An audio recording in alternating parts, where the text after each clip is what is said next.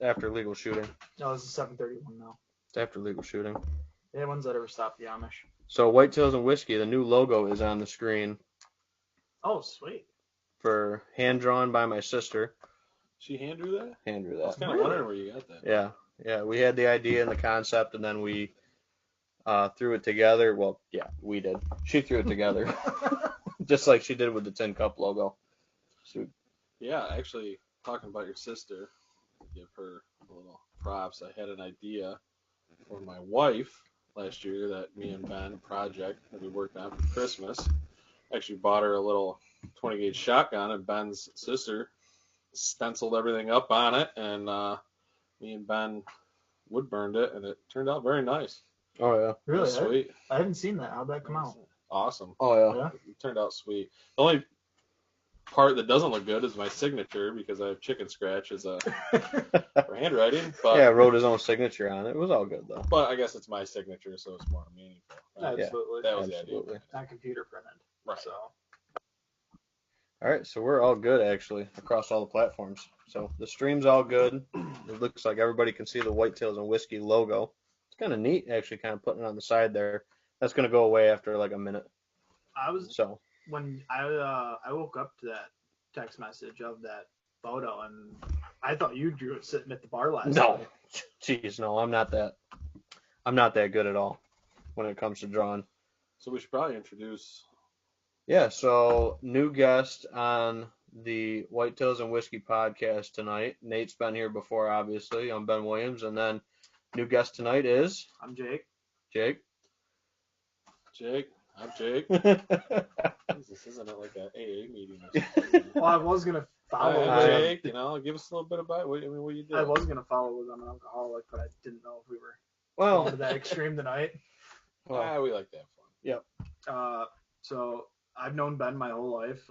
We grew up down the road from each other. Kind of really got me into all the stuff I'm really into, like football, baseball, archery. He got me really big into archery after I got out of college, and that's when I met you, Nate. Yeah, we all shoot leagues together. Yep.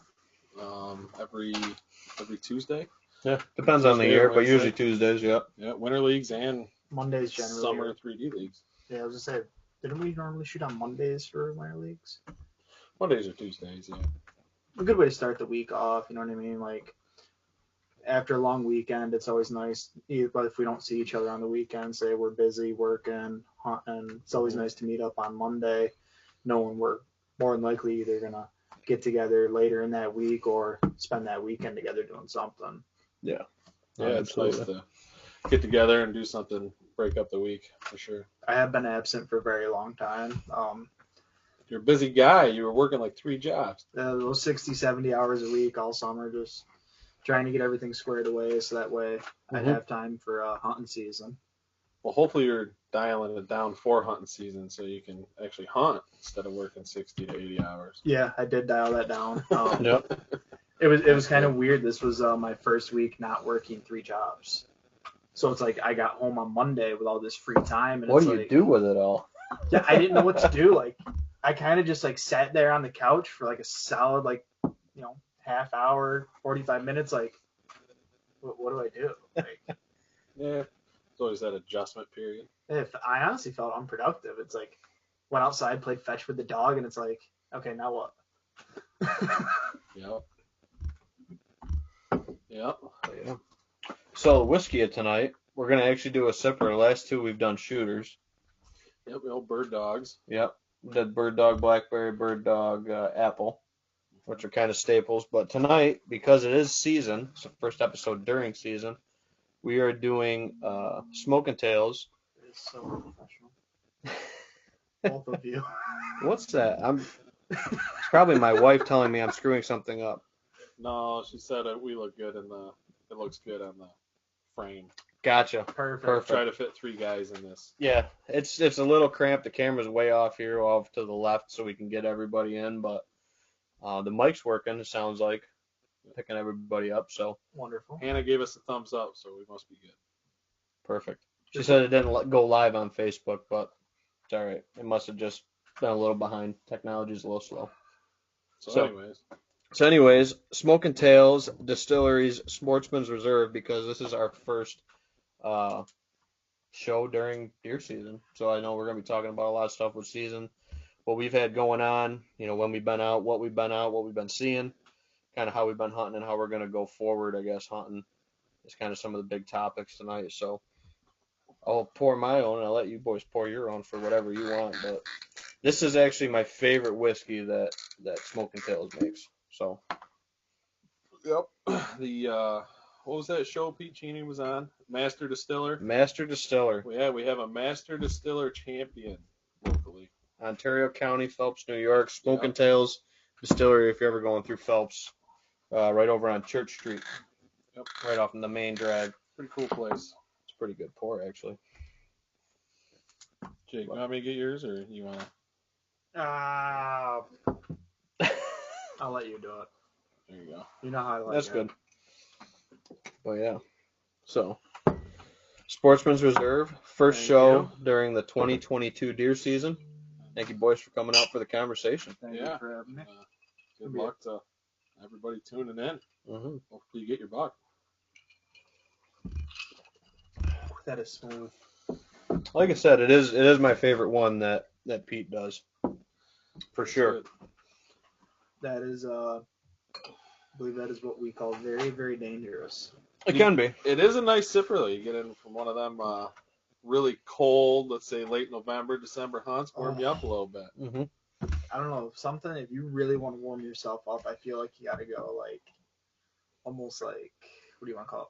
Wild turkey rare breed. Like, you got to put something that's going to burn.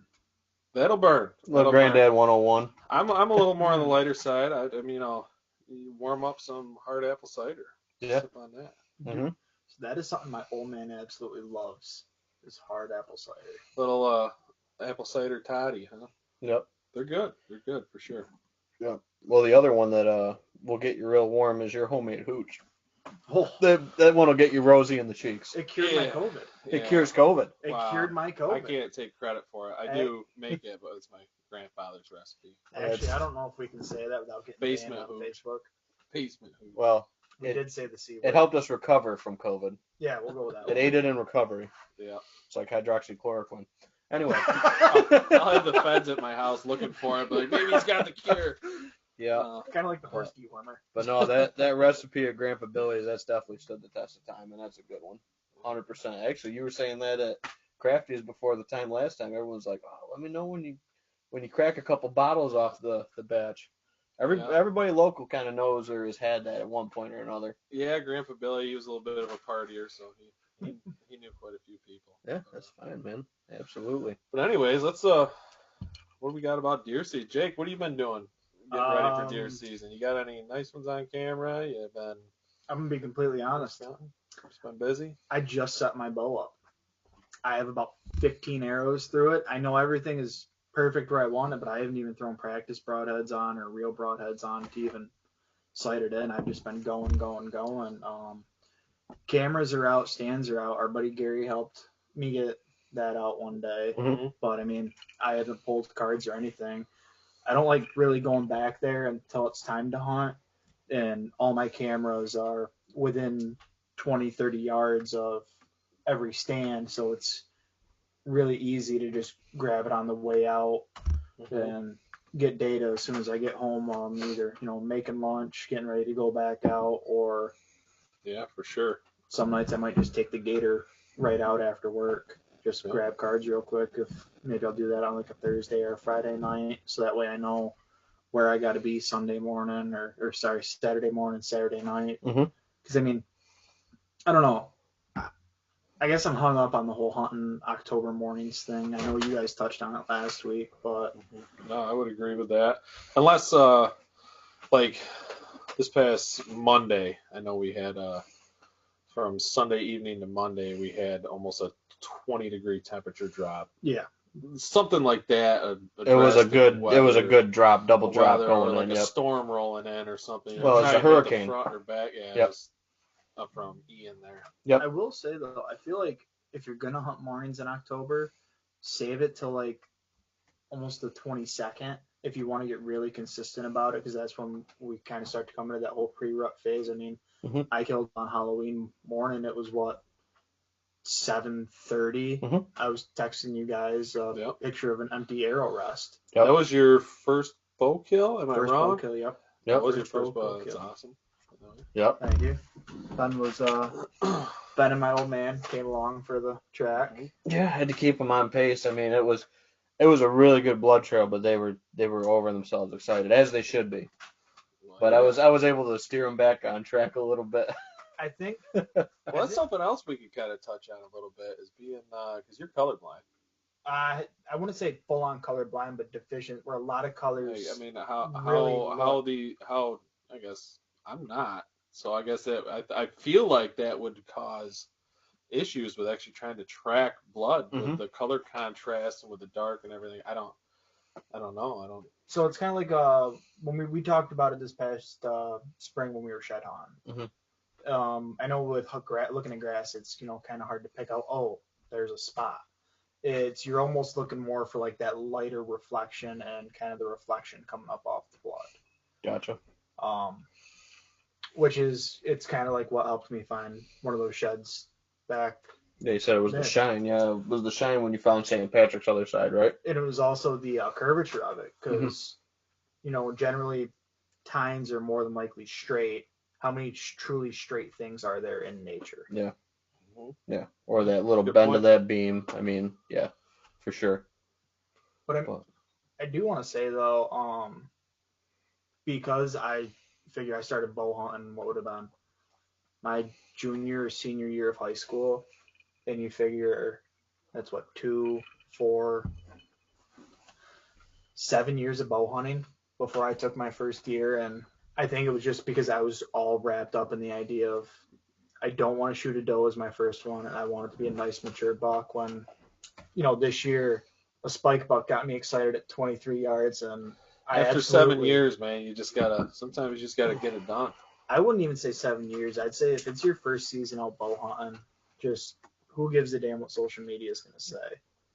Yeah, I mean, we're all out there to enjoy it. I mean, as long as, I mean, the meat didn't go to waste. You put it in your freezer. Mhm. There's nothing legally against shooting a spike. There's nothing legally against shooting a younger animal. I Nope. mean, No, it's all to the preference of the hunter. Yep. And that's something that's kind of nice about New York. I know some people have different opinions on it, but I mean, in New York, you are more than capable and legal to take pretty much whatever you want. Yeah, most areas in New York. Some of the stuff over our eastern side of the state got there's a couple counties or WMUs that have antler restrictions in them. Mhm. But I think in some states I know it's age specific. So once you're past I think 16 in some states, the antler point restriction comes into effect. So like first time hunters, younger hunters, stuff like that, have the ability to, crack that seal or whatever you want to call it. Which like I said, I think it's a great opportunity, to get somebody out there and get somebody excited about the outdoors. You know, like Jake said, don't worry about what social media is going to say. Don't worry about any You of should that never stuff. worry about what that. Once you start comparing yourself, to other people, you're not doing it for the right reasons anymore. Mhm. So, everybody's got different properties, everybody's got different, goals, objectives, everything like that. So it Yep. just hunt for you, man, and you'll enjoy it so much more. And hunt for sharing the stories with everybody. No matter what it is, big, small, doesn't matter. Yeah, I was talking to a guy that I work with yesterday, and he was bringing up. He was texting me. We were going back and forth about how's the season going so far? You been out? Blah blah. He goes, I said, well, you got any good ones on camera? He goes, no, they're all small bucks. He goes, I got one decent one, and I was like, well, you know, if that's what you got, and that's the best deer that you've had for a month on camera, I mean, you're just hunting to what that may be the goal is to kill that deer. I mean, you're hunting to what the property Yeah. is providing for you. I mean, it might be an overhunted property. Yeah. That deer don't really have a chance to grow to be that 3.5, 4, or 5 years old. Yep. I'm not saying one won't cruise through during the rut, but I mean, if that's what you got on camera, you're just hunting to what you got. Yeah. No, I see that a lot with clients and people. Like I've been to their properties and stuff like that. And they're like, well, I'm holding out for a 4-year-old or a 5-year-old. And it's just like, hey, dude, you don't even have 3-year-olds on camera right now. Like, pump the brakes a little bit. We only get so many hunting seasons. And if you're literally waiting for that because that's the benchmark you want to put yourself against to some other hunter or somebody you see online, you can't do that, dude. I mean, Everybody's scenario is different. everybody's scenario is 100% different. So I usually say to The people, property, everyone hunts. It's different. yeah, Every yeah. property's different. So usually I say to people, a good rule of thumb is no matter what, the top 20% is a good rule of thumb. For some people, I say that with clients a lot, just to target the top 20%. That might be a 3-year-old, that might be even a 2-year-old, dude, in some small parcels down in maybe some parts of the southern tier. 2-year-olds might be the best thing they got going on their ground. In high hunter density, a lot of tags, a lot of guys from downstate, a lot of hunters in the area. Mhm. There's not a big age class in some of those properties I go to. So a lot of people, like I said, the top percentage might be a 2-year-old. We're not like Kansas where the top 20% might be 7, 8-year-olds. Doesn't work like that. Well, that's a different state. Different Oh yeah, legal. that's a whole different animal. Kansas is getting hard to draw tags, I've heard. Different zones, yeah, from what I've heard. They Absolutely. run a lottery. They Depends run on a the draw zones. system. Yeah, depends on the zones. Dude, Kentucky's got a nice system set up. I was looking at it. It's $185 for an out-of-state resident, and you get 4 tags. And you get to hunt the early season. I mean, I don't know about you guys, but it would be nice to go hunt velvet deer one summer. It's just how bad do we want to sweat sitting in a tree? Yeah, Kentucky can be a little warm. I was down there when my wife worked with AmeriCorps, and I went down and visited her, and I want to say it was right around like early September, dude. And down there, it was still humid and hot and just not enjoyable, not comfortable to be down there. Being a big man in camo up in that tree, holy hell, is it gonna be rough sitting up there? So yeah, so speaking of velvet, so I mean, my first hunt and my only sit that I've had this year was Monday, like you said, with that big temp drop. I figured they'd be on food, coming into that food, and that was right. I had a great hunt, saw a couple, really nice bucks. One of them, Larry, which is also my father-in-law's name, which is kind of funny, but he got his name from Curly, Larry, and Moe. Those were a couple bucks a couple years ago that I kind of just named the Three Stooges because they were all 8-pointers and they all hung together. I don't know. You named a deer Nate a few years ago, and I was kind of wondering about that. It wasn't about you. I don't know if you like. I kept waiting for the text saying I shot Nate. So no, Nate. I shot Nate. The deer or the person? Yeah, I shot Larry. Your father-in-law or deer? So sorry to interrupt. Yeah, no, it's all good. It's all good. So with the Nate story side of it, that was named that because that was just like the buck that my neighbor's friend Nate shot. And that's why we called him Nate, because it looked identical to that buck he shot, a year or two before that. So it had nothing to do with you. I know. Or did it? It's just or funny. did it, it's just funny when someone says it. Yeah. Oh, I just shot Nate. Well, good for you, because I don't usually name bucks the same thing twice, so don't have to worry about a Nate. Maybe a Jake next year, but. Although your old man did say Jakes are safe on the farm. Yeah, he did say that with the turkey side of stuff, yeah. So we're just going to wrap that all up into everything, and I guess I'm still safe. Yep, 100%. So I had Larry, who was actually one of the bucks that I'm targeting this year. Had him on a 1-year rule on a spot that I couldn't get into, so I sat kind of an observation spot out on Turnaround. I know you guys both know where that is. You guys helped me set the tower blind. I was actually sitting in that night for an observation spot. They came out way up on First Trail where Nate's wife shot her doe, her first deer over at the farm last year. Yeah, that was a fun hunt. Yeah, so he came out with another good buck, and then the top target buck, St. Patrick, kind of walked them both out the field. But at the end of the night, they ended up circling way around, and Larry ended up coming in, and I had him at 46 yards. When I ranged him initially, I thought he was 36, so I got the windows open, got the bow ready, and I'm like, all right, this is going to happen. Luckily, I ranged him again, and I was like, oh, I misread that. So he was at 46. I obviously ended up, letting him pass through and keep going down and watch him work scraper 2 on his way headed north. after that hunt. But that was really cool. And right before that, what made me think of it is when you were talking velvet in Kentucky, I had 100% velvet spike come in right before I saw Larry, and I was just like, I almost got half tempted. I'm like, man, how many times am I gonna have a chance to shoot a velvet deer in New York? Dude, given my track record of spikes, part of my language would put that fucker was dead. I'm bending the limbs back. We were talking about you, and because Ben swung, because he has to drive by my house. Yeah. And when he comes home from his property, he swung in and tell me about his hunt. You were brought up in that. Yeah.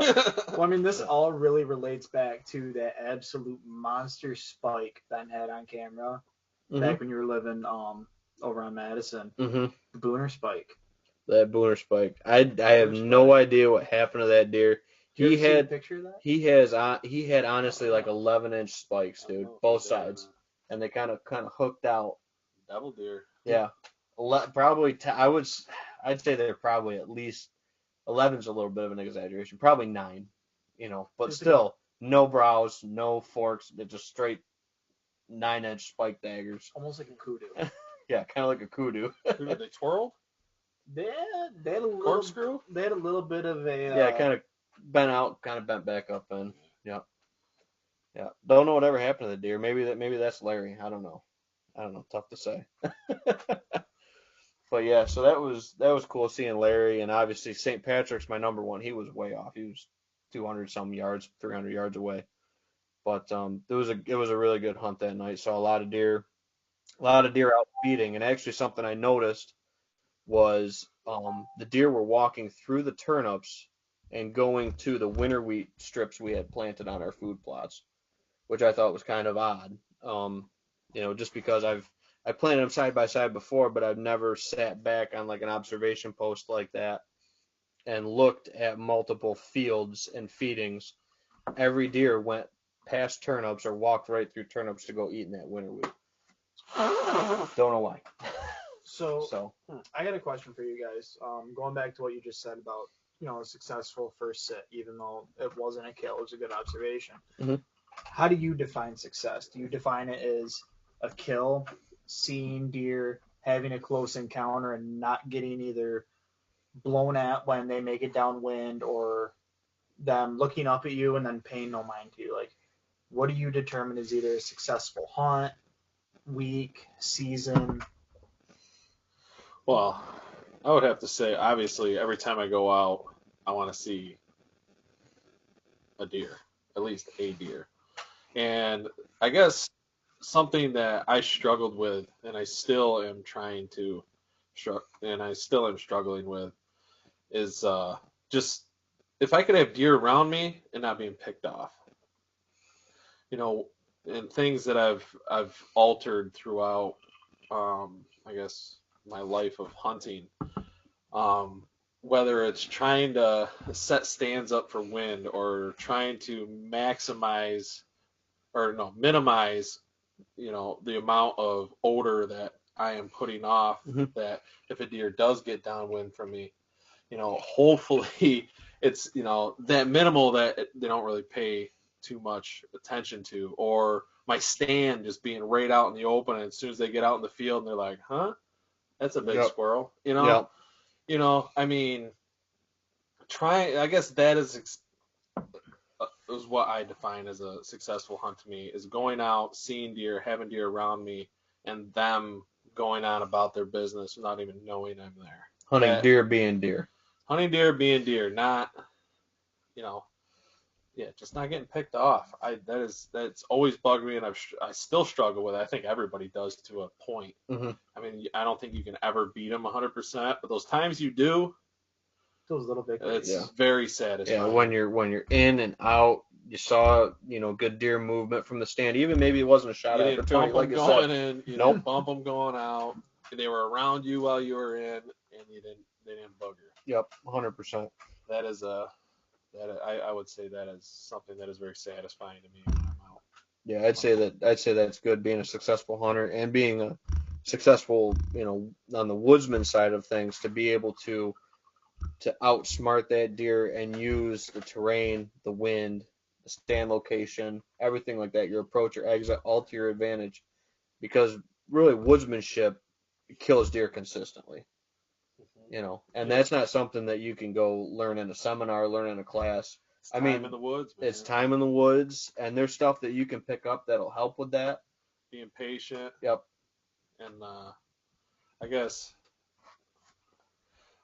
I struggled with it for a little while, but something was with I guess listening to other people, not necessarily trying to like sit there and just feel like act like you know it all or anything like that. Just almost taking a step back and actually listen to even if you don't have a lot of respect for an individual that's a hunter, but he's successful or anything like that. But actually just listen to what he does and how he does it. There might be a little something that he says or he does that you'll pick up on, and you'll just be like, I should probably try applying that into my game. Mm-hmm. And maybe that'll make me that much better. Yep. But it doesn't hurt to definitely listen to other people and how they do things and try and learn from that. And then obviously your own personal experiences and moving forward. Right. Yeah. Yeah. But nothing's a better teacher than failure, though. And we've all failed quite a bit. As much as it sucks. Yes. Yep. 100%. As much as it sucks. Yep. Yeah. So what's your definition of a successful hunt, Jake? Well, I guess, getting back to the whole fact that, like, when it comes to archery hunting, I just shot my first deer last year. Mm-hmm. So I'm still kind of in that phase where, if it walks in front of me, New York gives us the tags. It might not always be the best situation. If you like it and you're happy with it, put your tag on it. Well, no, I'm more getting at the point of, like, as far as deer density in some areas where, like where I am in 8F, mm-hmm. they hand out doe tags like it's free Oh, candy. yeah. Where in other situations you might not get it. But right now, I guess success to me it's not killing. Like, I'm still trying to learn. I'm still trying to figure out the area. I'm hunting a new property that I've only been on for 2 or 3 years. Like, I'm still. So if you take something away from your experience out in the woods, what you're saying, like learning, like if you go out there and you're like, wow, that was new. I've never had that happen before. And you take that and you put that in your. Absolutely. Mm-hmm. Absolutely. I'd say it's either learning. I like it. Learning is definitely the biggest part of it. And I say I learned more kind of like in an observation sit. Like, I had a couple sits last year where I was way off the action, but I pulled cards on my way out because I knew I knew we were getting a snowstorm that night. So I was like, you know what? If I walk all over the place to grab cards, we're going to get snow here in the next 2.5 hours. I'm not worried about it. I'm not worried about, putting scent down. I'm going to grab these cards, get out. And I learned a lot that I'm really excited to put into effect this season. And I mean, like what we were talking about earlier, like I came home on Monday night, sat there on the couch. I looked out the window. I saw 3 does walk in front of a tree stand that I put out. And it's like, what's nice about this stand is I can shoot the field out in front and the trail and the scrape walking behind me. And it's like, it's nice because it's like a 15-yard stretch. I guess you want to call it, like a bunch of undergrowth, some large trees, a lot of ash. It's a bit of a wet area. But I mean, I'm about 10 yards in off either trail, so it kind of keeps me hidden a little bit, which when I can finally get out this weekend, I think is really going to play in just being able to watch and see how far into the field off the woods are they coming. Do I need to be on the edge of the woods? Do I need to move to where and then look and see where they're coming out of the woods on the other side of the field? I mean, I'm just going to interrupt you for a second now. Correct me if I'm wrong. This would be the second year you're hunting that property. Second full season. I've hunted it a couple times in the past, but this is the second year of having my own stands out, running around. So it's still fairly new and you're still learning the property. Absolutely. Yep, it definitely takes time because every year deer movement will alter a little bit depending on crops and everything else that's around. Crops, age, how hard they got hit last year. Yep. Stuff like that. Different hunter pressures, 100%. Yep. Yeah, I mean, I think it's always, every time you go out, there's always a little something you can take away from it. Oh, absolutely. I don't think anybody knows it all, but there's No. definitely, I guess you could say, seasoned guys and versus beginners, and even the seasoned guys are, they're out there learning too. They're still trying to figure it out. Absolutely. Yeah, the day you start labeling yourself as a know-it-all is you're destined for failure at some point in some way. Yeah, I think Or a humbling. I think or a humbling. I think that goes with anything, not just deer hunting. Yeah, but no, for sure. always be open-minded and listen, try and learn more. For sure. Billy Harvey tuned in. His comment, just feeding them. Pert near. Pert near. Yep. Well, thanks for tuning in. Yeah. Absolutely. Great. Yeah. So like always, this is a live Q&A. I know we're just kind of spitballing and stuff like that, but like I said, if anything comes in on the comment line, we are watching, to see what comes in and, topics we want to dive into.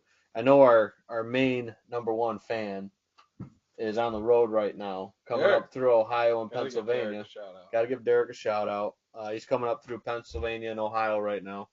He will be in New York, for a few days this week, so I'll be able to see Derek, which will be good.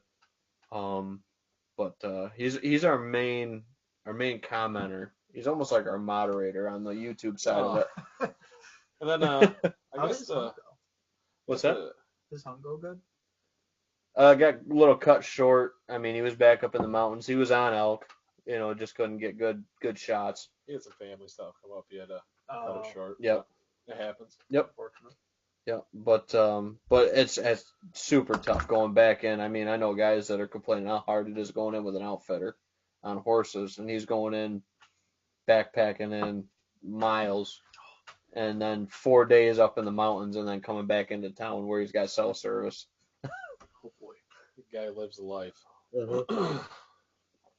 But yeah, so no, it's good with the comments, stuff like that. So with Billy, one of the things I've talked about with the podcast, I think it's one of the things on the addendum sheet or whatever.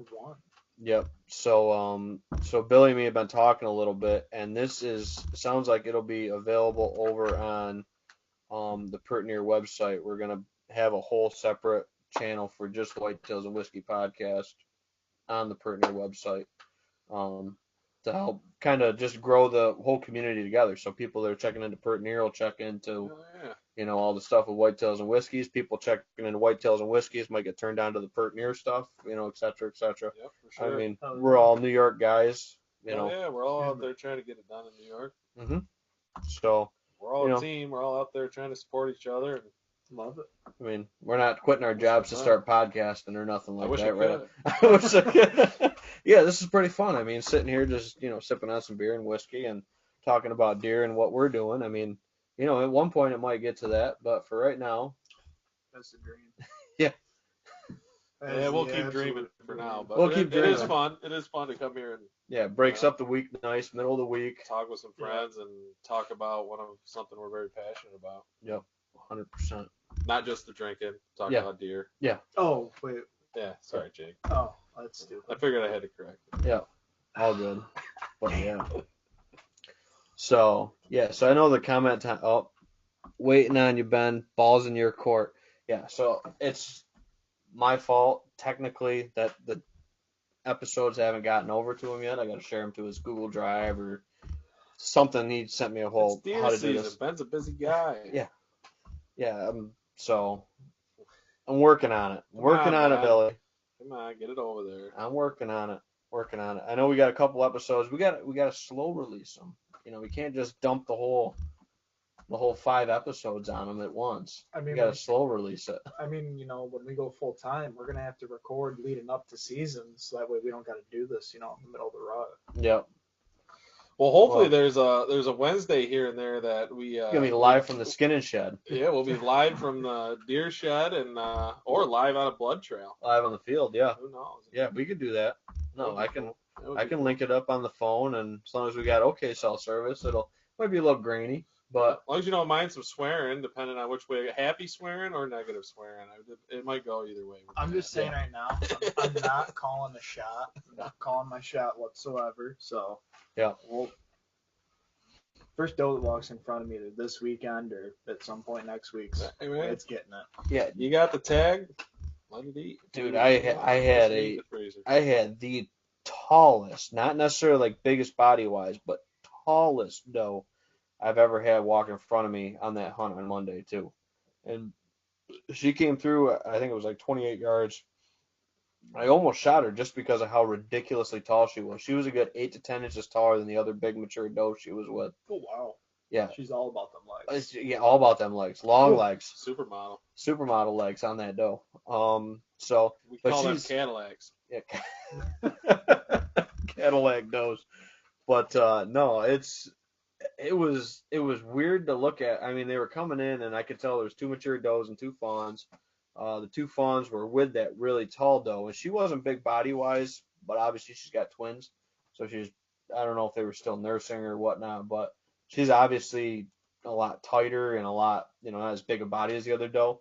And then the two mature does walk side by side, and I'm like, holy smokes, dude, she is tall, really tall, and she almost got it, but then it was Monday, and I knew I had to work on Tuesday.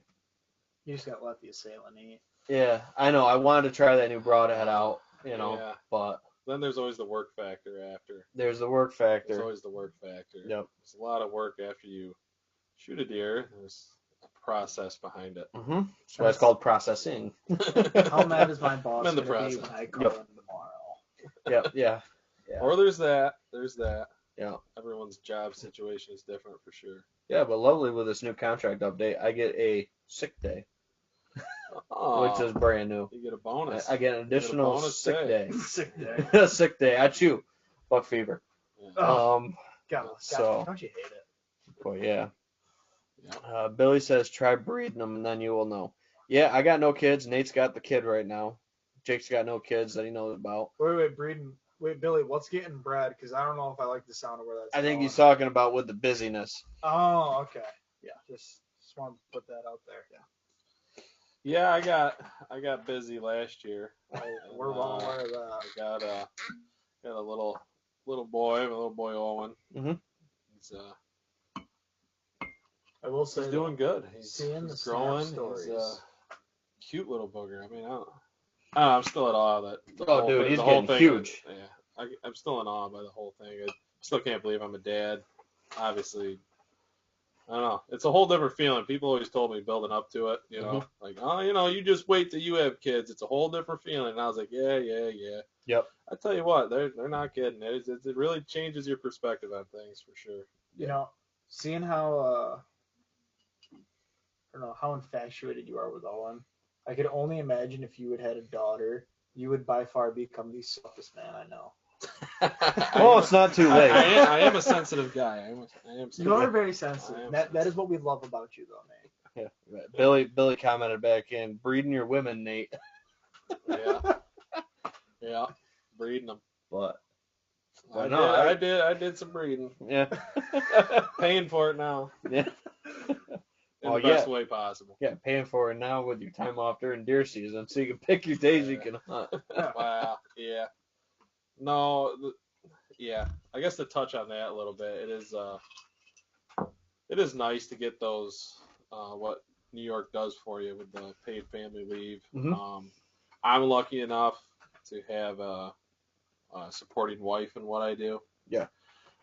She hunts with me sometimes. Ben touched on it earlier. Raccoon. She the raccoon. She goes out hunting. She enjoys it. She goes fishing with me. She does everything. Honestly, I think I mentioned this in an episode before. Her raccoon saying she can gut a deer faster than anybody I've met. And I'll put her up to anybody. Mm-hmm. But yeah, no, she fully supports me in my hobbies, and she's part of the reason why I can come here and I can talk with Ben and Jake and you guys about deer hunting. I mean, she's super supportive, and it's a big part of it. Yep, mother your child. Mother my child. Yeah. But no. All right. Well, what else we got on that list, Jake? Jake's kind of the scribe over there with Jake's the been list. taking notes. He's been taking notes. Oh boy. What do you got? What do you got down on the bottom list? Let's work bottom up. I like bottom up. Ooh, okay. So this is kind of interesting. How much thought comes from nighttime photos? Because obviously we can't hunt them at night. So I don't know. Are you guys I got also? 22 mag. No. We're not Amish. We're not Amish. No. But I got 22 man. Oh God! Take the whiskey away from Ben. He's not. This No. isn't. yeah. This isn't Pennsylvania. I got Yeah. 22 man. So I guess it's I got the just, spotlight. Yep, we're good. kind of goes back to what we So were at. nighttime photos. So I guess I don't know. Do you guys put much thought into it, like using weather underground? Say when you do a card pull, you see a good buck on camera. Do you then go into weather underground if your camera doesn't state like moon phase, temperature, and look to see what the wind was doing that day, or do you then, when you kind of make a big map of your property, like I do. with your mad scientist over there? Yeah. So out of frame, I got my crazy whiteboard. So the way I break it down is I break properties into sections that I hunt. And then there's different zones when the deer moves into that zone, we'll just call it. I don't care if it's a daylight or a nighttime. When they start getting into that zone, and I can start tracking them in that zone year to year, it's amazing how much it can still line up year to year. So for properties you have a lot of history with, Jake, it's a little tough for you because you're maybe on that property for 2 years. You might not have the history with some of those deer. Yeah, the longer you hunt a piece, But obviously the more data you're going to have reserved. But what I've also started looking back to, and this is me getting into like late nights on my laptop looking at very old photos, is even looking at deer that slotted into those zones, not just the same individual, but the same timing in that zone for a good buck.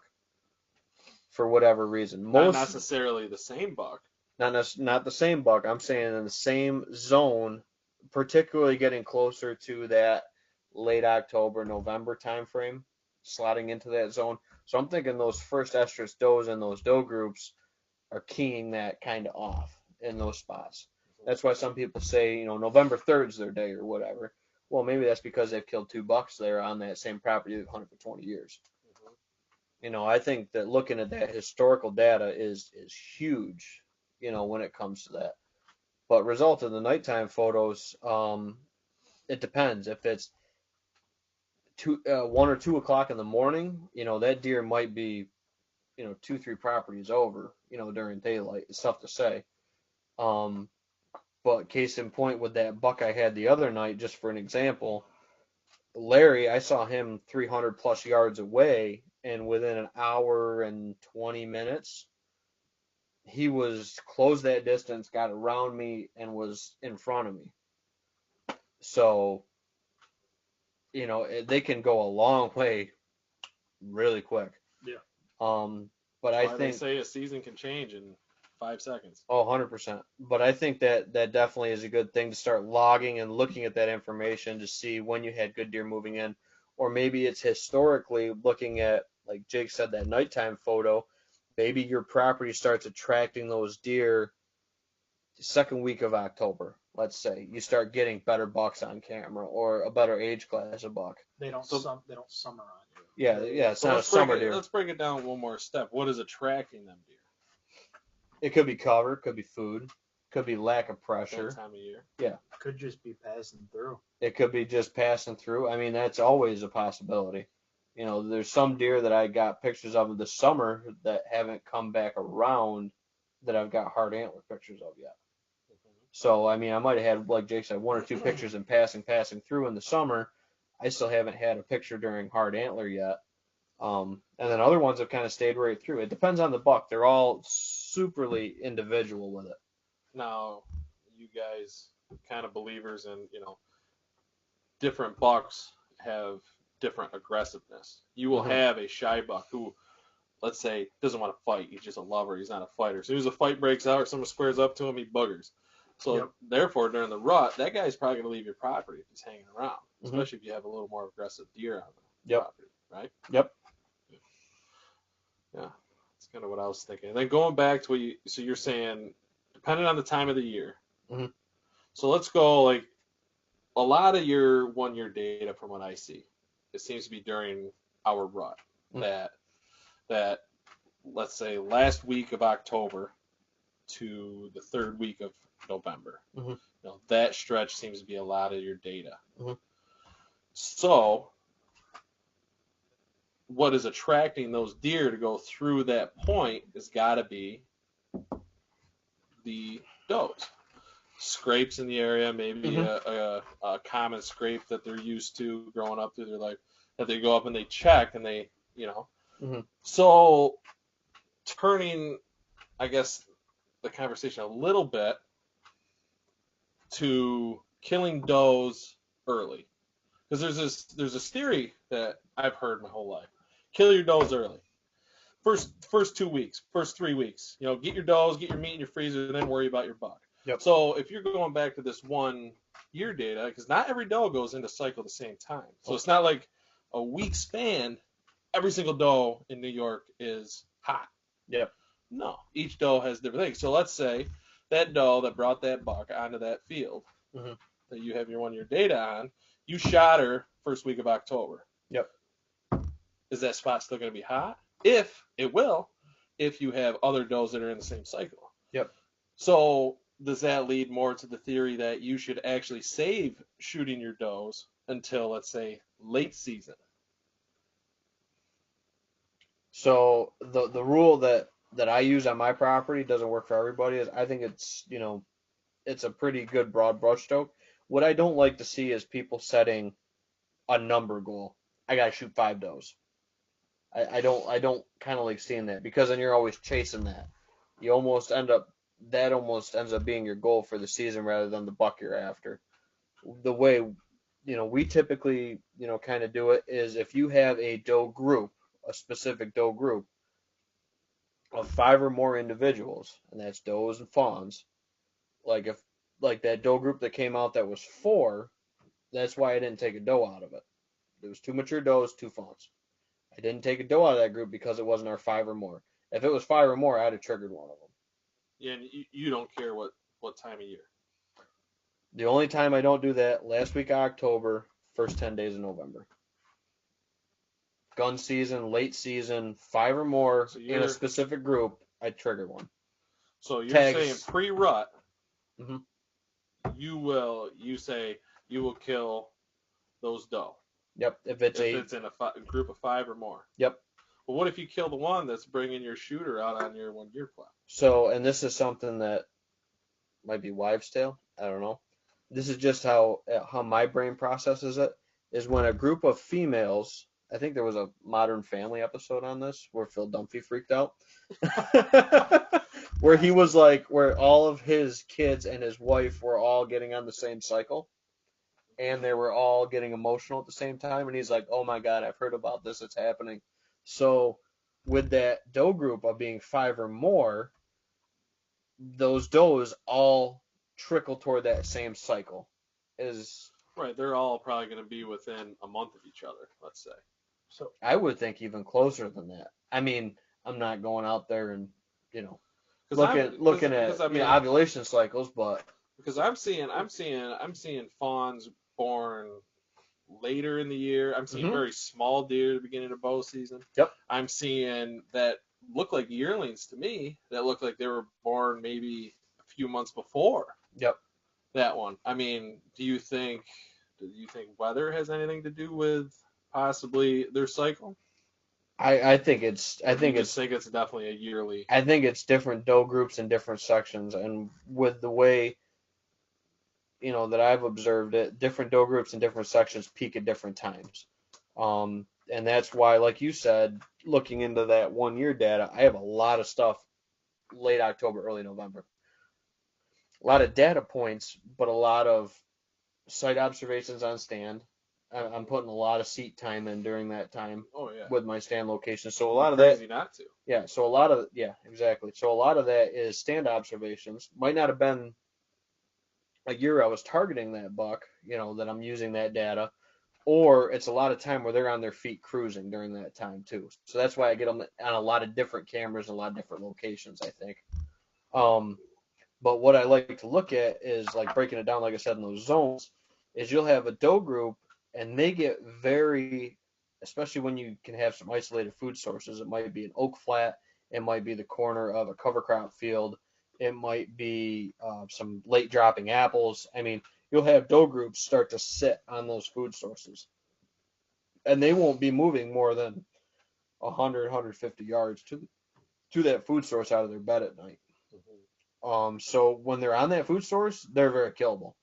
It's like Liza's doe. We put you guys right in the blind. They said they're going to come out in probably an hour, and they came out 45 minutes after you guys got there.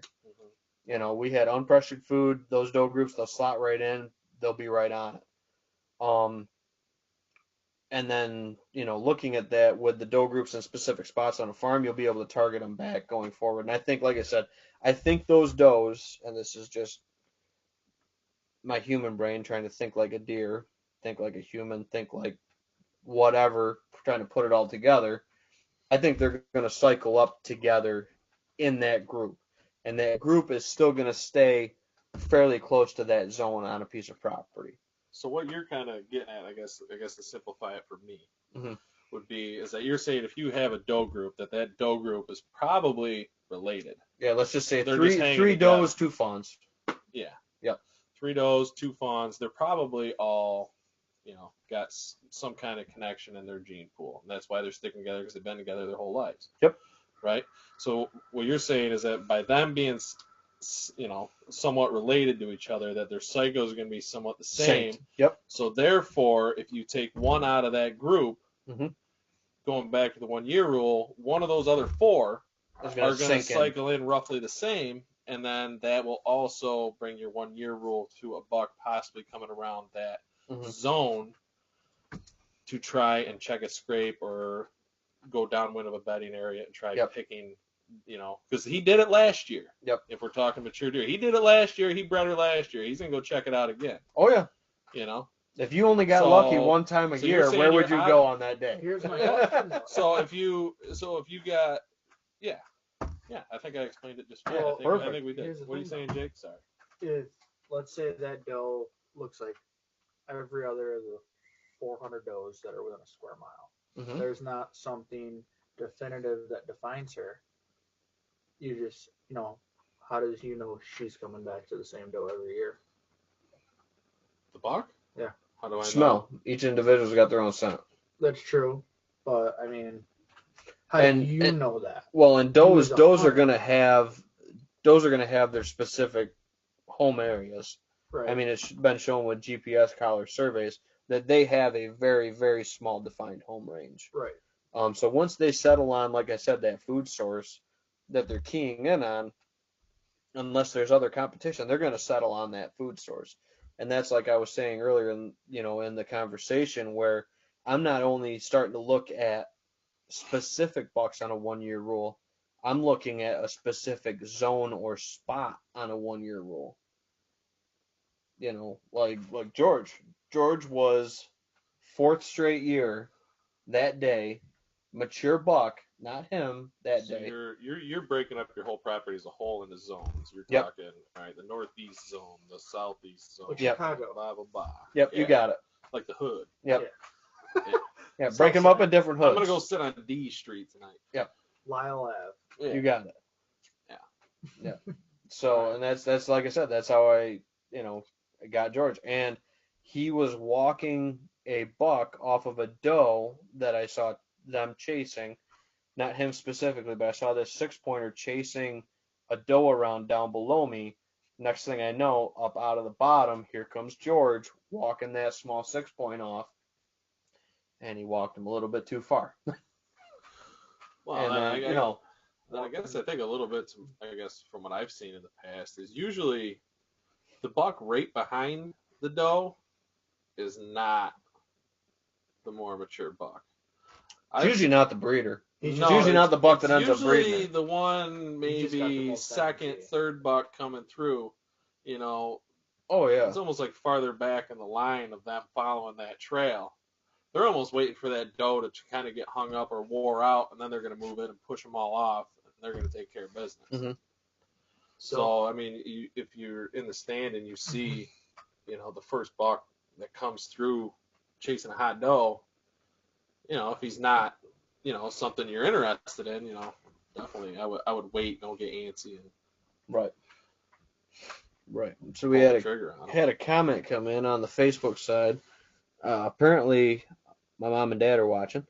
My mom says, your dad says that doe groups and family groups will typically synchronize so the buck can breed a majority without leaving the group. I think zone-wise, I agree with that. I think he could stay in a zone, but she's only going to be hot for 24 to 36 hours.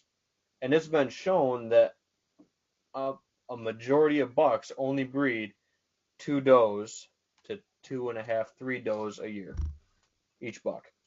That means a lot of 1.5-year-olds are getting lucky in that split, especially when you have a high deer density. Right. So I agree with that he could technically bounce from doe to doe, being within that 24, 36 hour window in that zone, 100%. I definitely agree with that. But he can't breed to breed. It's not like a group of elk in a harem. It doesn't work, that herd mentality. Line them up, ladies. Yeah, it's not like line them up, ladies. No. So he's gonna want to go from doe group to doe group, or find that next hot doe. But it's not gonna be like, he's not gonna hang with that harem. He's gonna split one off. He's gonna get her into thick security cover. He's gonna breed her for 24, 36 hours or whatever she's got left in her ovulation cycle. That goes to what I guess a lot of what you just touched on is what a lot of people know as lockdown. Yep. Mm-hmm. That buck will not leave that doe. That buck does not leave. That buck doesn't do anything unless that doe does something. Yep. He is with her. He is literally 2 feet off her butt and doesn't want to get any farther away than that. Yep. So going back to the comment of saying, within that family group, it almost brings it back to the whole joke of why go across the street when you go across the hall. That goes right into it. Absolutely. Yep. But yeah, so that's like I said, another thing where you can use that 1-year data. It might not be for a specific buck. It might be that you have good pictures, and I tell people to look back, on your data, on your trail cams, on your stand locations, because a lot of guys usually have a favorite day, and it usually revolves around when they've killed a lot of deer. Why'd they kill a lot of deer? Because it starts to sync up on that piece of property. And then touching back on what Jake was talking about earlier, that usually comes with time on a property. You usually don't figure out that day in a year or two. No. That comes from, you're talking 4 or 5, 6 years. Lots of sets, data. Yep. Because, chances are you're not hunting the same day every year as a blue collar worker. You have, you got to go to work. You're just hunting it when you have time. Yep. Well, it's like, so it takes time to learn all this. And yep. I didn't mean to interrupt. I'm sorry. No, you're fine. No, you're good. Or it's like I generally have to put in for my vacation ahead of time. Mm-hmm. So last year I took the Thursday, Friday, the first 3 weeks in November. I took Thursday, Friday off, and that's when I got my most time in the stand. Granted, I had already killed, but I'd kill right at the beginning of your rutcation. Right. Well, I wasn't even on rutcation. I wasn't even on rutcation. No, it was I had put in for that time beginning of October, right as hunting season hit. It just so happened. Yeah, things happen, and it's tough. Working a full-time job, juggling a family and everything, and yep. Everybody to get out there and do all this. Yep. And again, like I said, it doesn't matter what your 1-year rule says, everything like that. Like, yeah, Larry was where he was supposed to be on a 1-year rule. I couldn't hunt that spot on that 1-year rule that day. The wind wasn't right. And that's why he still came out in that spot, in that zone, I think that year, going forward, I didn't look it back 2 years plus, but he was supposed to be coming out there. Same thing with St. Patrick. He was supposed to be in that zone. I saw both of them. That was really cool, but you know, okay, it's I can't. That's the closest thing to data I can put to it. It's not a scientific study by any means, but I mean No, there there's is some definitely. data points there. Oh yeah, for sure. There's definitely things you could pick up on, and Hmm. like you said, it's not necessarily, you had a picture of this buck on at this spot. It's a zone. I mean, if you break down your property and you look at different blocks of woods or fields or anything like that, Hmm. and you know, just hunt that area, but hunt it smart. Yep. Don't necessarily on a bad wind go hunt that stand that buck walked by on that day Last year, no. on a bad wind. You don't want to do that. Nope. Just hunt that area, maybe hunt that field, but go hunt your stand that on the other side that has a better wind, so you're not.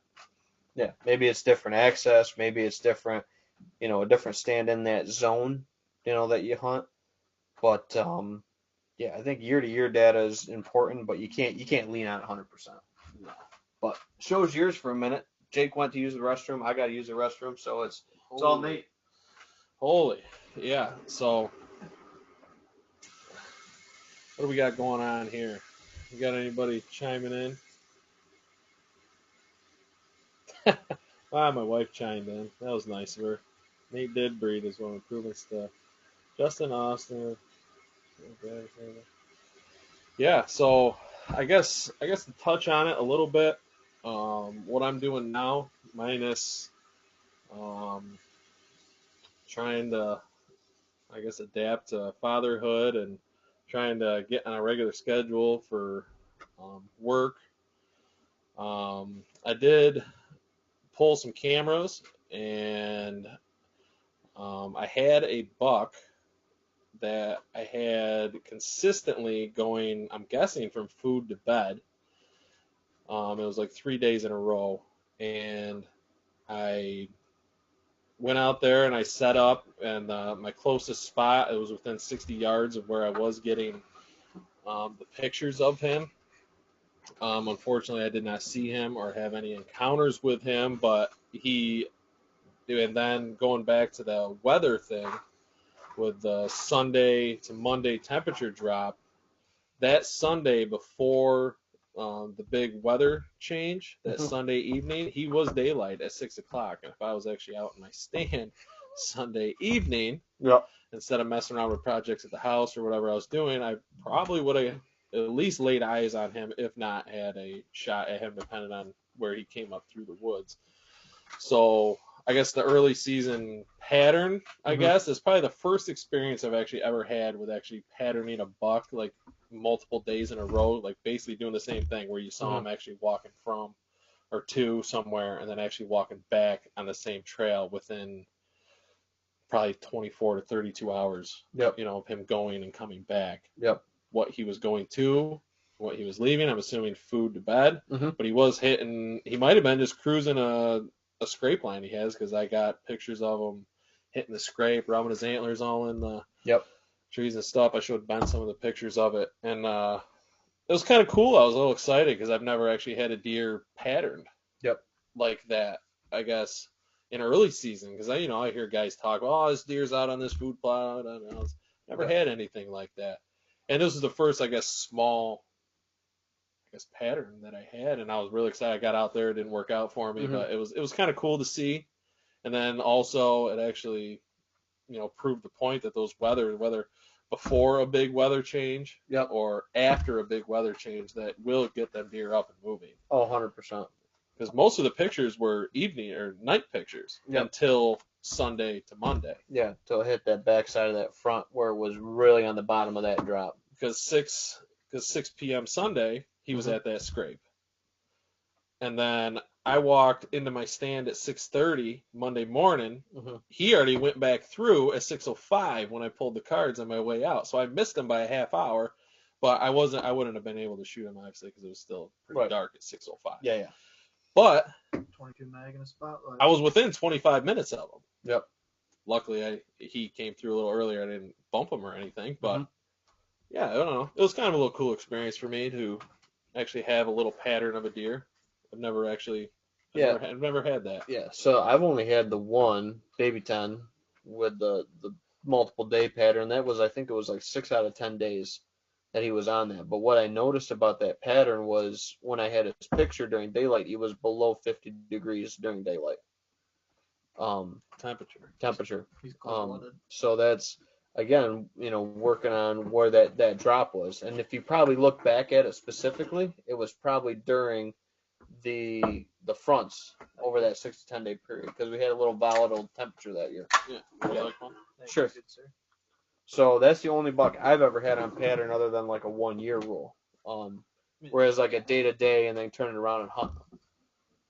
So, but I think that's definitely It was cool. It actually it got me a little more excited about early season because I don't really have a whole lot of ambition or excitement or expectations Yep. first couple weeks of October. Obviously, I'm excited it's deer season. I want to get out there.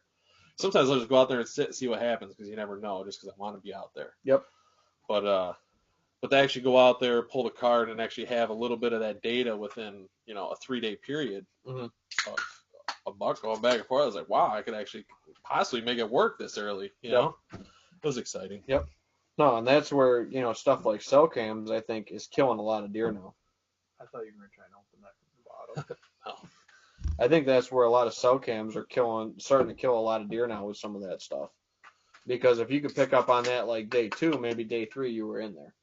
Well, I mean, you could be sitting in your stand and, your stand is 100 yards down the trail that he's walking and hitting that scrape on.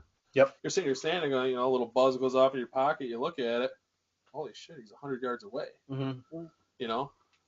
It's definitely a game changer, them cell cams. Yeah. So sorry to make that noise, but so going back to that, sitting in the stand, having the buzz go off from your cell phone or the cell cam, when do you think that becomes almost too much technology into hunting? I mean, we have new Garmin sites that they range it for you. Mm-hmm. With the whole thing with cell cams is a lot of states been banning cell cams, either on public land, private land, in season, out of season. Mm-hmm. Trail cams in general. Yeah, trail cams in general. So I mean, when does it almost become too much of, being able to, sit in your stand that's 300 yards on the opposite side of, let's say on the other ridge, he's 300 yards away.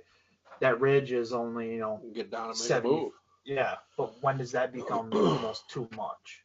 Too much technology into. You're almost saying it's almost like too unfair for the deer. In a way, yeah, but I mean, yeah, because he's coming that way. I mean, granted, you got to hope the wind doesn't swirl and all that stuff. He sees you get down or something like that. But do you think at a point that's going to start to maybe take away the? I think 99% of guys or hunters, myself included in that, would take that information and use that the wrong way. Like you said, make that move, jump that gun, and go after him. I don't think it's unfair because there's a reason why he's moving that way. Like I said with Larry on that coming into that food source, if I'd have sat the stand that I could have shot him from, that I could see from where I was, I couldn't have sat that stand with the wind I had that night. But that's also the reason why I think he came onto that food source that night was because he could scent check that food source and be 100% in the clear. But I couldn't get around on the bottom side of that to hunt that spot that night. I knew that, and that's why I had to set up so far away. And like I said, it was almost just a big observation set for me. That's kind of where I look at it with that cell cam data is not gonna lie, it crossed my mind. I'm looking at these deer 300 some yards away, and I kind of see the way they're moving back and forth, and I'm like, okay, if they go to the north, do I get down out of this, and do I try to run up and try to shoot them on the trail over there, or if they go to the south, do I make a big loop on the end around? I think you're gonna chase your tail a lot on that, and you're gonna end up spooking them or messing up your chances at them later on down the line. If you go to move on that data. Whereas if he's coming in down the ridge and you go, oh shit, he's coming. That's a little different than, oh, he's 2 ridges away, let me get down, make a move on him. Gun season, maybe. Bow season, definitely not an advantage. Yeah, definitely an advantage in gun season. But I don't know. I don't really think it's too much. Once again, I mean, the cell cams obviously cost more than most regular cameras. I mean, you're paying for that extra immediate data. You got to pay for the service on most things. I mean, you gotta, and then like what you were touching on is actually to get that information, you get down and make a move on a deer. Still takes woodsmanship. You're playing chess in his house. Yep. Yeah. 75% of the time, you're gonna lose that battle. But I think it's cool personally. I don't really have anything against it. But again, 0 cell cams. I don't have any cell cams because I don't want to pay for the subscription, and we're all 0 cell cam guys too. I mean, it's tough for us to give a good opinion on it. And I buy the cheapest the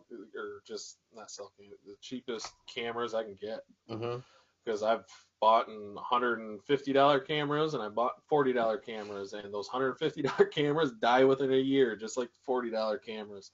I just want a rough picture so I know what's out there. I'm not looking for a wall hanging picture, Yep. I just want a decent picture. I'm like, okay, that's a good buck, All right, he looks like he's 3.5, or You're chasing the deer, not the I'm yeah. I just want to know what's out there. Yep. Other than your raccoon photo. Yeah, wow, that's a cool photo. It cool. Is. Or the cow. We talked about that last week, and I think I finally showed it to you. Or the cow. Yeah. Or the cow. I wish it was legal to hunt them. Yeah. Definitely, like I said, definitely take a ribeye over. Yeah, you got moo cows. You got moo cows over at your hunting property. I literally do. So we had a comment come in while you're up in the bathroom, Jake. Oh boy. Sorry for everyone being gone. Well, Ryan said, Jake for Prez. Wow. Jake for Prez. I don't know how I feel about that. I don't know that Ryan Wilkes. Wilkes. Really? Only if Ryan's going to be my Secretary of Agriculture. There we go. Hey, man, I'd sign right up for that. And then we had another comment come in from Jeff Ames, says cheaper than gas right now. I'm assuming he's talking about cell subscriptions on a cell cam plan. It's true. I mean, prices are coming down a little bit, Yeah, I think we're at $389? Something like that. We're under $4. I think StealthCam has the best plan. It's like $5 a month, and I think it's like 800 pictures, that's not a bad. I mean, if that's you look at pretty good number. You look at Tacticam, I think it's $5 for like 200 photos. I know SpyPoint does like 100 photos free a month, stuff like that. But I mean, have I thought about picking up cell cams? Like when I, was working at Sportsman's, I thought about it. It would be nice to just have that data to know, like, if we're sitting at work or we're out doing something. No. Yeah. I do not want, when I'm at work, I do not want that picture of that buck that I've had on camera that I want to kill coming through while I'm at work. That is not good. I'm an hour away. No, that wouldn't be good. I wouldn't be able to focus on work. So that's probably why I don't have cell cameras too. Is a good piece of it, like Nate said, is I don't want that picture when I'm at the store grocery shopping, or I'm at work fucking mowing grass or making parts or whatever it is. Yeah. Or tuning bows, whatever. I don't want that picture to come through at fucking 9:30 and go, shit. It's November 4th. You're out there. You're just at your job doing your thing, and it's 2:00 in the afternoon, and that guy pops up. Mother. Yep. Yeah. Yeah. No, I don't know about that. And that's why I think I leaned back into that 1 year. I found a lot of success in it. I found a lot of, not just with individuals, but specific zones, specific areas year to year. And I think a lot of guys can tune into that don't have cell cams, and just have trail camera data. If you're letting them sit and soak, and picking up those pictures and can start to compartmentalize them, you don't need to get a big 8x5 whiteboard like I do. And yes, you do. We all need one. Let's be honest. Well, I have one in my shed right now that I have to find a home for. That's not many of us are as invested into a property quite like you are. Yeah, specific properties or specific, Because areas. you and your family own your property. Mm-hmm. Where me and Yep, Jake, true. we hunt permission pieces. Yep. So it's literally year to year whether we can hunt there or not. Mm-hmm. All depends on the landowner. Yep. So how much money do you want to invest into a property that your name's not on? Mm-hmm. Well, it's like with leasing ground too. Like, That's fair. if you lease that ground 1 year, you kill a good buck, you show the landowner. Well, leases are great, but leases are only as good until that landowner's unhappy. Right, that's Yep. what I'm saying. Or somebody has more It could be money. mid-season, Someone it has could be more any money, time. it's Yep. you're Yeah. done. So, Someone comes in, offers and that's, cash. but again, my counter argument to that is if you can start looking at your stand observations or your camera pictures from the years you have hunted that and be successful for the years you still have that property, I think you'll be a lot better off. Yeah. You can. Yeah, I think being a blue collar guy, I definitely think that breaks it down to a certain amount of weeks where you should it'll narrow it down to what weeks you should take off and be in the stand. Yeah. If you want to, if you a have good time point. and you want to take time off to hunt, Mhm. it'll definitely narrow it down within a couple weeks that you should probably be hunting your property as much as you can. Mhm. Well, it's kind of like what I do. How I told you earlier, like I try and take that Thursday, Friday, the first 2-3 weeks in November, because our gun season starts third Saturday in November. Yep. So if I can get 3 weeks of 4 days in a row out in the woods, Mhm. Yep. I might not hunt that Friday night or that Friday morning. I might just hit it hard Thursday or sleep in Thursday because it's been a long work week. Hit it Thursday night, pull cards on the way out, and that gives me a game plan for Friday, Saturday, and who knows, maybe one of us kills Saturday night or Sunday morning. If one of you guys kill on a day, 9 times out of 10, well, 10 times out of 10, I'm scrapping the hunt that night to come be with you guys because I'd rather be with, Hang out, have a couple beers, celebrate it, enjoy celebrate. the You moment. get to see the animal. It's always fun. Yeah, because when it really comes down to it, yeah, we love hunting, but The camaraderie. Oh, yeah. exactly, like The stories, the getting together, the skinning shed, or the fires, or back of the truck, whatever. like this is what we almost, Nate's Basically now. what we're doing now, except with a dead deer hanging. Yeah, Yep. you got a kid now, so you might live more for the kid than hunting. Who knows? I don't want you to get in trouble by saying you live for hunting more on, live internet, but No, I don't think that's how it is. I don't think that's how it's going to go. but you get what I'm saying. I Yeah. get what you're saying. But anyway, so I was looking at, I don't know how I missed it on my Facebook comments on my phone, but Liza had the top comment of the night a half hour ago. And I'm sorry I saw missed that. it. I commented on it while you guys were in the bathroom. Oh, you did? Yeah. Nate did breed his woman, proven stud. Owen. Oh, Oh shit! Wait a minute. I think she was calling me a stud. Yeah, you. No. Owen's a stud. I'm just a pawn in Liza's game. Just a piece of her puzzle. Oh, you're good. It's But all yeah. No, she's good to me. She takes care of me. Yep. So where are we going with the conversation now, guys? We got, I don't know. We're in You checked all the comments. What's going on in the bullhorn? Anything going on in bullhorn? the bullhorn. YouTube's got one. No comments. No comments. No comments. One watcher. Well, Derek's not there. Derek. Missed the Derek He's driving. comments. He's going from Ohio to New York right why now. don't we just Yep. call I don't know how that would pick up across the mic. Yeah. Well, it's not. We're already almost an hour and a half in. him? We'll experiment Yeah, for we're next getting- We'll experiment some other time. Yep. Nothing over on the bullhorn. Oh, Ed Land commented way back in the beginning of the good luck this season, guys. Aim small, miss ball. Absolutely. Pick a Hey, point. Good Thanks, luck to Ed. you, too, Ed. man. Yeah. Appreciate it. Yeah. Pick that point, aim at it, and hit it, man. Aim for that exit. Is a good point to Yeah. bring up when you're shooting. It's definitely aim for exit. Yep. So I don't know what else we got, Jake, over here on another topic list. Well, kind of like we talked about in our text messages this week. Nate's spelling isn't good. My reading ain't too good either. So. Okay. All right. All right. No, my spelling is not good. We did go to Clyde, so Yep. I still just got numbers down like I a was couple Mid months Lakes. ago. Mm-hmm. I was Mid Lakes. Yeah, about that Mid Lakes football. It's kind of like the climate Hey, right now. hey, they're turning it around. The Whitcomb there finally got him back from Geneva, and it seems to finally be turning it around. Yep. I would actually like to go watch one of their games. I'm Yeah. going to Clyde's homecoming game on Friday night. Missed was it last week? Missed the game on the what was it?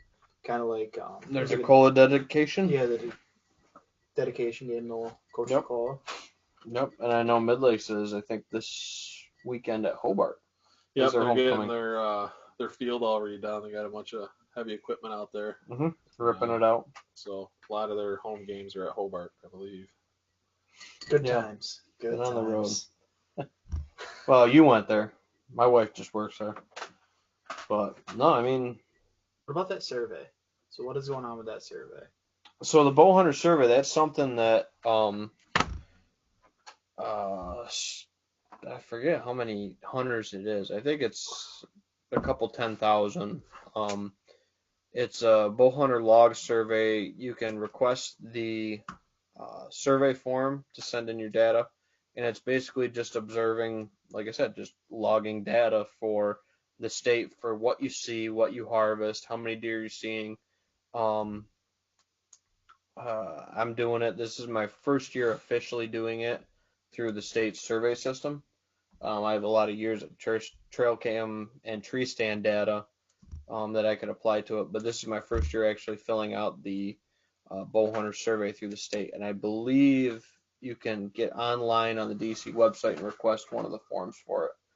Basically, all it is you request, the form, they send it to you, and you say, I saw 2 does and a fawn this night, or I saw 2 bucks this night, or whatever. I think there's even categories for other game animals like bobcats, fishers, etc. And then obviously where you're hunting. So it just helps the state get a better kind of whole picture of, the game and what hunters are seeing in New York. So that's the bow hunter survey kind of thing. And I just got mine in the mail, like, I think it was last week at some point, right before the opening day. But Well, I know you've been jonesing to get this one out. Jonesin, So let's hear about this persimmon tree. the persimmon tree. So I don't know much about it. I know deer really like it. I know it's kind of rare in New York to have a persimmon tree. Mm-hmm. And it does produce a fruit. That's about as much as I know about a persimmon tree. So why don't you fill us in on a little education on what a persimmon tree is? Yeah, so the Old Tin Cup persimmon is a specific persimmon we have on our piece of property that Blue Hill Wildlife Nursery out of Pennsylvania has been taking cuttings from and making grafted varieties of that tree for sale available to the public. Trying to figure out the next step of the process to patent that tree and the genetics of that tree because it's super rare to have a 46 chromosome. No, that's not the right term for that. That's people. A self fertilizing. The 40 is not the right word for that. A self fertile persimmon, because typically it's a dioecious where it needs a male and a female to fertilize itself, much like a sumac or one of those trees. You need males and females. This tree is 100% self fertile, which is extremely rare for all intents and purposes. So with taking cuttings from that tree, it obviously has a lot of value because you don't need to buy 5 trees to hope you have a good split of males and females. It has the ability to self-pollinate itself as an individual tree. So not all persimmons can do that. Very, very few. Very, very few individuals. And that's why taking cuttings or clones from that tree is where you can keep that genetic makeup to have that, that varietal that'll be self-fertile. So unfortunately, it did take a pretty good whack a couple years ago from some unforeseen circumstances. Yep. But this year it's looking like having a lot of good cutting wood available. So Blue Hill, I believe, is sold out completely of that persimmon this year from the cuttings that he took. But this year it looks like we'll be able to take some more cuttings from that and offer some more from Blue Hill Wildlife Nurseries, who has some great trees. And like I said, they're out of northern Pennsylvania, so real good Northeast company to work with and deal with. And like I said, we're just trying to figure out um, the legal process to get that tree basically patented, so to speak, because it is so rare and such an anomaly to have a self-fertile variety of that kind of tree. Hmm. So Well, I mean, persimmons in general are pretty rare in New York. yeah, Are they so rare outside of New York?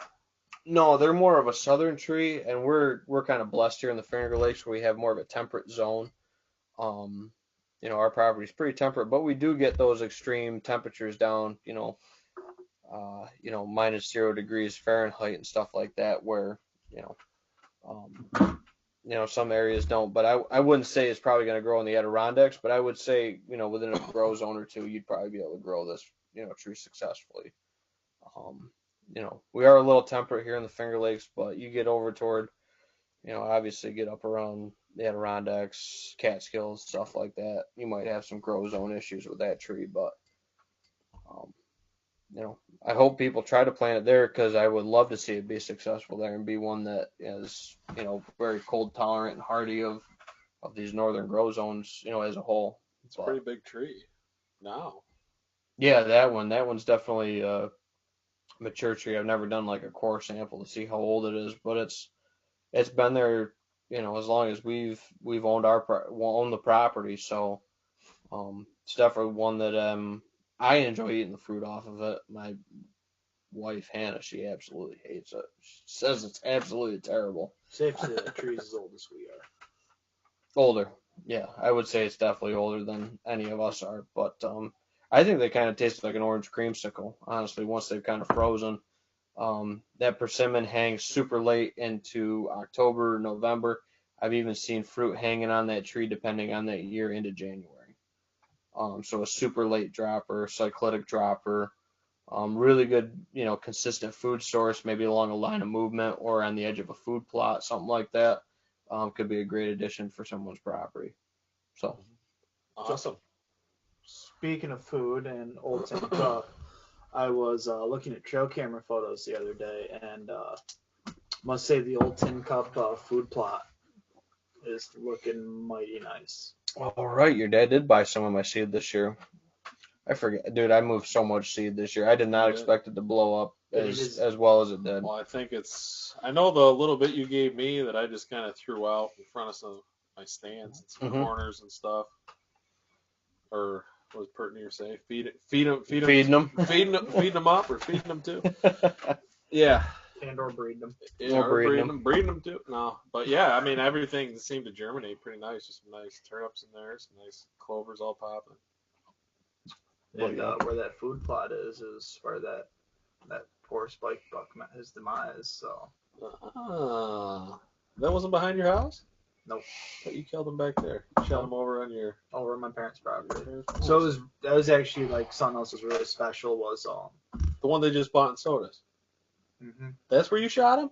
I had Which- no idea. That's But the kinda cool. thing is Yeah. I what's thought really it was right there behind your house. no, what's really special to me about that is, that stand is 400 yards from where my grandma's house was. Mhm. And my grandma, God rest her soul, she was part of another big reason I really got into hunting too. She was like a grandma grandfather to me, where some people say like, their mom played their mom and dad, or you know what I mean, or Mhm. their grandfather Yeah. played that father role, where like my grandma, loved to hunt and fish. Mhm. She'd be ice fishing. She'd be out stacking perch right now. Mhm. Stacking perch out on Sodas Bay. And it's like that was like something else that was really special to me. And like, like I had seen a cardinal that morning too. And whenever I see a cardinal, it makes me think of her. So it was like just this kind of perfect storm of events. Like I see the cardinal, I'm hunting not too far from her house. I take my first deer with my bow Mhm. on a property that's right there next to her house, Oh yeah. which is also down the road from where I live, but we're not going to get much in the more So detail about that. So for people that don't know about the cardinal sighting, why don't you explain a little bit of like if a male cardinal, has to be a male cardinal, shows up in your presence, what does it mean? To me, it makes me think of my grandmother. You know, when I lost her, one of the first things like I saw was a cardinal, and it has always kind of been like almost like this kind of. I don't want to get too religious on here.